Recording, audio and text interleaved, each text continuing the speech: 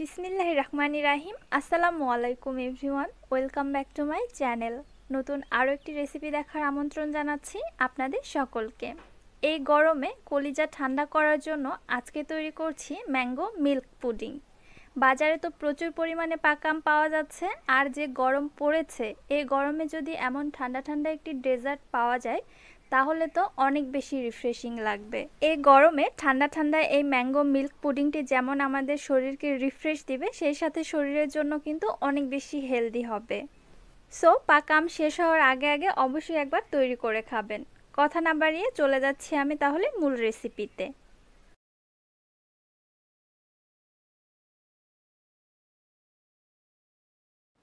Mango milk pudding বানানোর জন্য এখানে বড় সাইজের একটি পাকা আম নিয়েছি।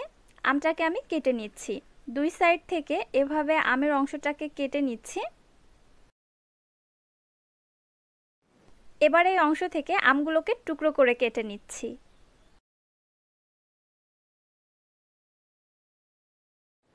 এবার আমের খোসা থেকে আমের টুকরোগুলোকে আমি একটি চামচের সাহায্যে ছাড়িয়ে নিচ্ছি এবং একটি ব্লেন্ডারের জারে নিয়ে নিচ্ছি। এর মধ্যে দিয়ে দিচ্ছি হাফ কাপ নর্মাল ঠান্ডা পানি। এবারে আমের টুকরোগুলোকে খুব স্মুথ করে ব্লেন্ড করে নিচ্ছি। ব্লেন্ড করে সরাসরি একটি প্যানের মধ্যে ছেঁকে নিচ্ছি পিউরিটা। অবশ্যই ছেঁকে নেবেন, যদি আমের মধ্যে কোনো আঁশ থেকে থাকে তাহলে সেটা আলাদা হয়ে যাবে। যদিও বা এই আমের মধ্যে কোনো প্রকার আঁশ ছিল না, তারপরে আমি ছেঁকে নিয়েছি।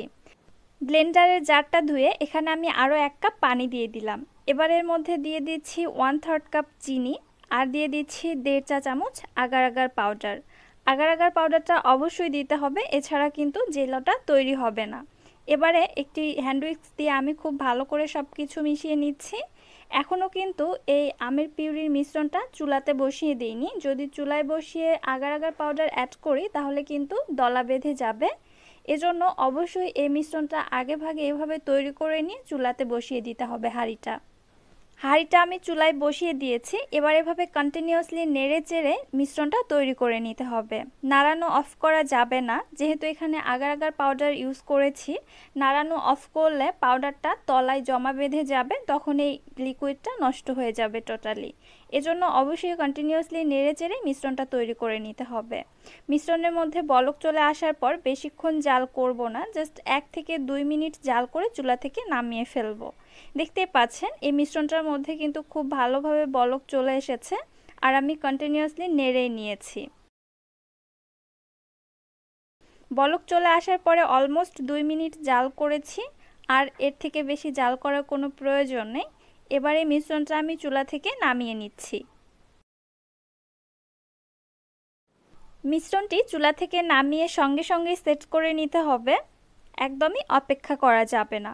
এখানে একটি বাটির মধ্যে আমি পুরো মিশ্রণটা ঢেলে নিচ্ছি। মিশ্রণটি ঢেলে নিয়ে এই বাটিটি আমি নর্মাল তাপমাত্রায় রেখে দিব 10 থেকে 15 মিনিটের জন্য, আবার ফ্রিজে রেখে দিব 10 থেকে 15 মিনিটের জন্য। অবশ্যই নর্মাল চেম্বারে রাখতে হবে। ফিরে আসছি টোটালি 30 মিনিট পর। 30 মিনিটের মধ্যে এদিকে আমার জেলোটা কিন্তু সেট হয়ে গিয়েছে, দেখতে পাচ্ছেন। আমি কিউব আকারে টুকরো করে কেটে নিচ্ছি। এই তো দেখুন ম্যাঙ্গো জেলোর টুকরোগুলো কতটা পারফেক্ট হয়েছে।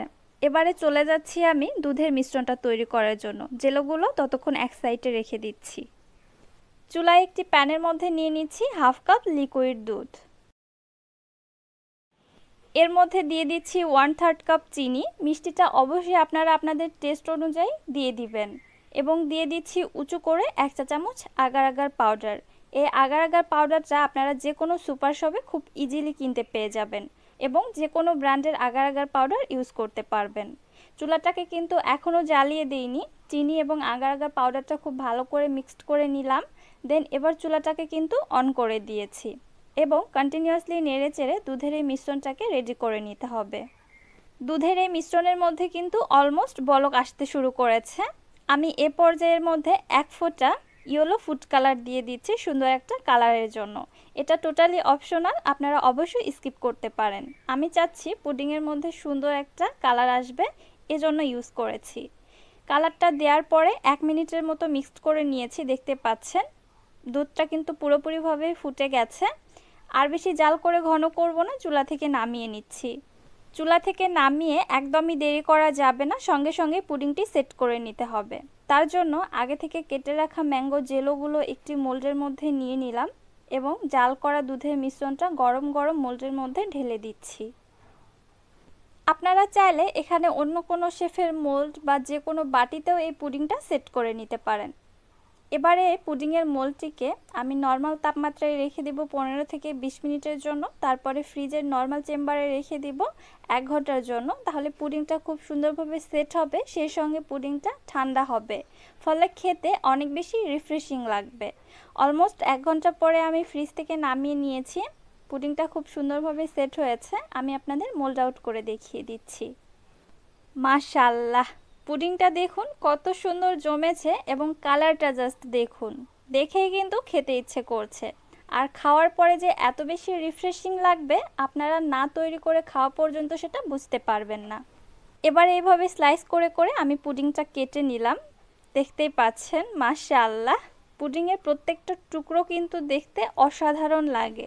সো আপনারা বাসায় অবশ্যই ট্রাই করবেন এবং আমাকে কমেন্ট করে জানাতে ভুলবেন না আপনাদের কাছে কেমন লেগেছে। আশা করছি রেসিপিটি আপনাদের কাছে অনেক বেশি ভালো লেগেছে।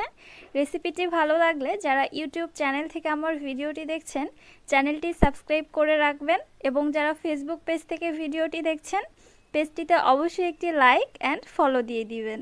আজকে আর বেশি কথা বাড়াচ্ছি না, আজকের মতো তাহলে এখানেই বিদায় নিচ্ছি। আল্লাহ হাফেজ।